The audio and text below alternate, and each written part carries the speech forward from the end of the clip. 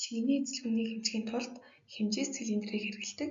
Шингэний эзэлхүүний гол төлөв сантиметр квадрат нэгжээр хэмждэг. Хэмжих улс амлын хэмжээнээс хамааран 5 мм-ээс 1000 мм хүртэл хэмжээстэй цилиндрүүд байдаг. Зураг 1-т лабораторийн зорилттой төрөл бүрийн цилиндрийг харуулсан байна.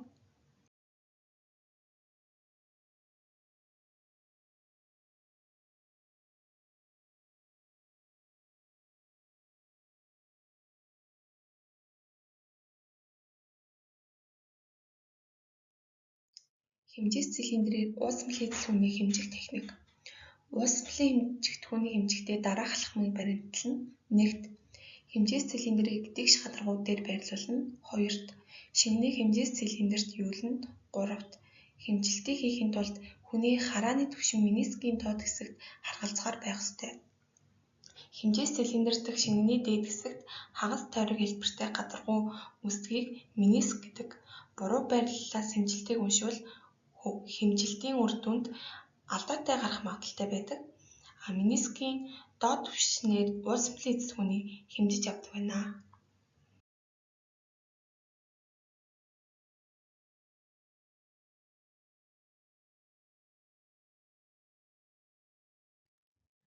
Зураг 2-т үзүүлсэн цилиндрийн хувьд 10 нэгжийн хуваарьтай бөгөөд нэг нэгжийг 10 хуваасан байх тул нэг зураас нь 110 мм болохыг хэлтгэнэ. Иймд менискийн доод түвшнээр хэмжилт авбал 1970 мм эзэлхүүнтэй шингээ авсан байна. Зураг 2-т хэмжээс цилиндрээр шингэний эзэлхүүнийг хэмжих хэмжилтийг харуулсан байна.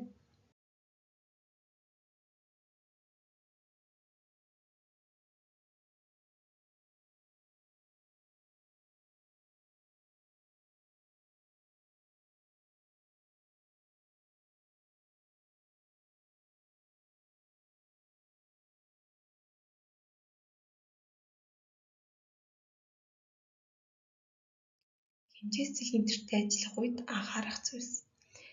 Хэмжээс цилиндрээр хэд халуун шингэнийг хэмжихгүй байх, хаграх аюултай тул болгоомжтой харьцах. Шингэний эзэлхүүнийг мөн литр, дециметр квадрат нэгжээр илэрхийлж болдог. Зарим эзэлхүүний нэгжийн шилжүүлэхийг доор харууллаа. 1 литр нь 1000 см3, 1 литр нь 1 дециметр куб, 1 литр нь 1000 мм, 1 мм нь 1 см.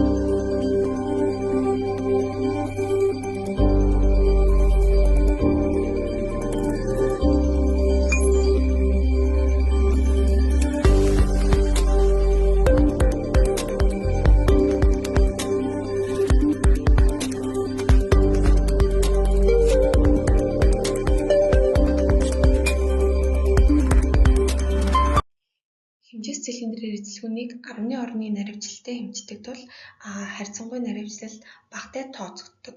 Наривчлал шаарддаггүй хэмжилт хийх, илүү их шингэн хэрэглэх тохиолдолд хэмжээс цилиндрийг хэрэглэдэг.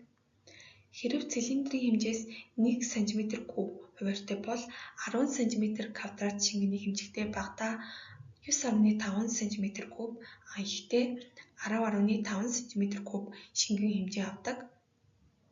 Энэ тохиолдолд хэмжилтийн алдаа 10 см3 эцэлэх хүнд 1.5 см квадрат байна гэж үздэг. Алдааг хуваар илэрхийлвэл 5% байна. Хэрэв яг адил хэмжээс цилиндрээр 5 см3 шингэнийг хэмжээ авбал алдаа 1% болно.